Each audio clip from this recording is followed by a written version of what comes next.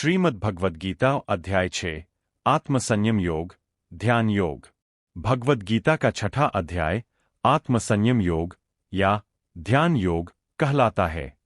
इसमें भगवान श्री कृष्ण अर्जुन को मन को नियंत्रित करने, ध्यान की विधि, योगी के गुण तथा योग से प्राप्त होने वाले परम सुख के विषय में विस्तार से बताते हैं। इस अध्याय में कुल 47 श्लोक है। एक सच्चा सन्यासी और योगी कौन है? श्लोक 1 से 4। भगवान श्री कृष्ण कहते हैं कि केवल कर्मों का त्याग कर देना सन्यास नहीं है।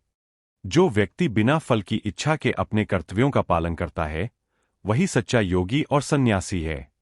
अर्थ: कर्म छोड़ना सन्यास नहीं है। कर्म करते हुए फल की आसक्ति छोड़ना ही वास्तविक योग है। मनुष्य को अपने कर्तव्य करते रहना चाहिए। मुख्य शिक्षा: निष्काम भाव से किया गया कर्म ही योग है। 2 मनुष्य स्वयं अपना मित्र और शत्रु है। श्लोक 5 से 6। भगवान कहते हैं, उद्धरेदात्मनात्मानं नात्मान मवसादेत। अर्थात मनुष्य को अपने द्वारा ही अपना उत्थान करना चाहिए, अपने को गिराना नहीं चाहिए। यदि मन नियंत्रित है तो वह हमारा मित्र है, और यदि अनियंत्रित है तो वही हमारा सबसे बड़ा शत्रु बन जाता है। शिक्षा: हमारा जीवन हमारे विचारों पर निर्भर करता है। सकारात्मक और संयमित मन सफलता की ओर ले जाता है। क्रोध, लोभ और मोह मनुष्य के पतन का कारण बनते हैं। 3 योगी के गुण। श्लोक 7 से 10। जिस व्यक्ति ने अपने मन को जीत लिया है, वह सुख दुख में समान रहता है, मान अपमान में विचलित नहीं होता, मित्र और शत्रु दोनों को समान दृष्टि से देखता है, ईश्वर में स्थिर रहता है। शिक्षा: सच्चा योगी परिस्थितियों से प्रभावित नहीं होता, बल्कि हर परिस्थिति में शांत और स्थिर रहता है।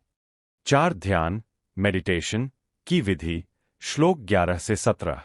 भगवान श्री कृष्ण ध्यान करने की उचित विधि बताते हैं।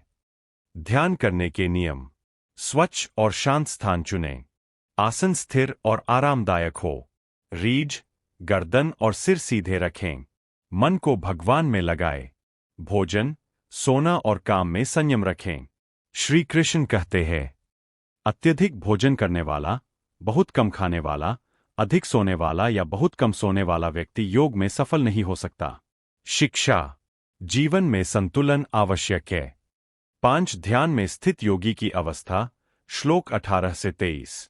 जब मन पूर्ण रूप से शांत हो जाता है और आत्मा परमात्मा में स्थित हो जाती है, तब मनुष्य को ऐसा दिव्य आनंद प्राप्त होता है जो किसी सांसारिक सुख से कहीं अधिक श्रेष्ठ है। शिक्षा: वास्तविक सुख बाहर नहीं, भीतर है।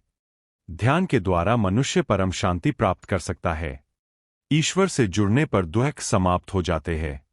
6 मन को नियंत्रित करने का उपाय। श्लोक 24 से 26। मन बहुत चंचल होता है और बार बार भटकता है।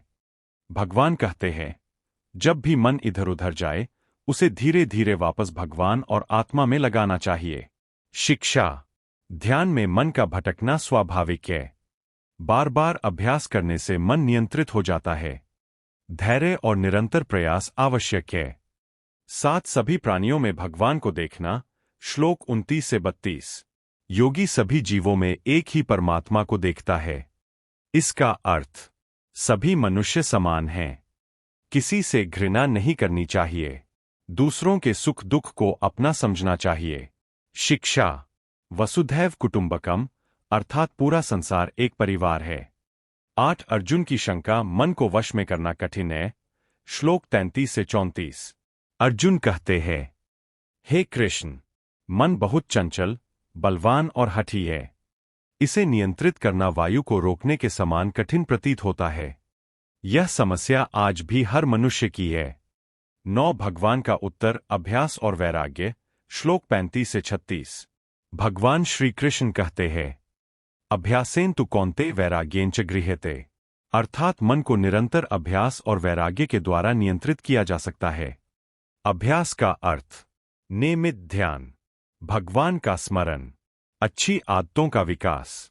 वैराग्य का अर्थ: विषय वासनाओं और आसक्तियों पर नियंत्रण, भोगों का दास न बनना। 10 यदि योग में असफल हो जाए तो क्या होगा? श्लोक 37 से 45। अर्जुन पूछते हैं कि यदि कोई योग का मार्ग अपनाकर बीच में ही असफल हो जाए तो उसका क्या होगा। भगवान उत्तर देते हैं, कल्याणकारी कर्म करने वाले का कभी नाश नहीं होता। ऐसा व्यक्ति अगले जन्म में श्रेष्ठ परिवार में जन्म लेता है और अपने पिछले जन्म के आध्यात्मिक संस्कारों के कारण पुनः योग मार्ग पर आगे बढ़ता है। शिक्षा, आध्यात्मिक प्रयास कभी व्यर्थ नहीं जाते। हर अच्छा कर्म भविष्य में फल देता है। 11 सबसे श्रेष्ठ योगी कौन है? श्लोक 46 से 47। भगवान श्री कृष्ण कहते हैं, तपस्वियों से योगी श्रेष्ठ है, ज्ञानियों से भी योगी श्रेष्ठ है, कर्मकांडियों से भी योगी श्रेष्ठ है, और सबसे श्रेष्ठ योगी वह है जो श्रद्धा और प्रेम से मेरा भजन करता है तथा मन को मुझमें लगाकर रहता है। श्लोक, योगी नाम्पि सर्वेशा मद्गते नान्तरात्मना, श्रद्धावान भजते यो मास में युक्तत्मो मतः। 6.47। अर्थ, जो श्रद्धा और प्रेम के साथ भगवान का स्मरण करता है वही सर्वोत्तम योगी है। अध्याय 6 का सार, निष्काम कर्म ही सच्चा योग है। मनुष्य स्वयं अपना मित्र और शत्रु है। मन को अभ्यास और वैराग्य से नियंत्रित किया जा सकता है। ध्यान से परम शांति और आनंद प्राप्त होता है। सभी प्राणियों में भगवान का दर्शन करना चाहिए। आध्यात्मिक प्रयास कभी व्यर्थ नहीं जाता। भगवान में प्रेम और श्रद्धा रखने वाला भक्त सबसे श्रेष्ठ योगी है। सरल संदेश, मन को जीतने वाला ही संसार को जीत सकता है। नियमित अभ्यास, संयम, ध्यान और भगवान के प्रति प्रेम मनुष्य को शांति, सुख और मोक्ष की ओर ले जाते हैं। अध्याय 6 आत्मसंयम योग हमें सिखाता है कि बाहरी संसार को बदलने से पहले अपने मन को नियंत्रित करना आवश्यक है, क्योंकि मन ही बंधन का कारण है और मन ही मुक्ति का साधन।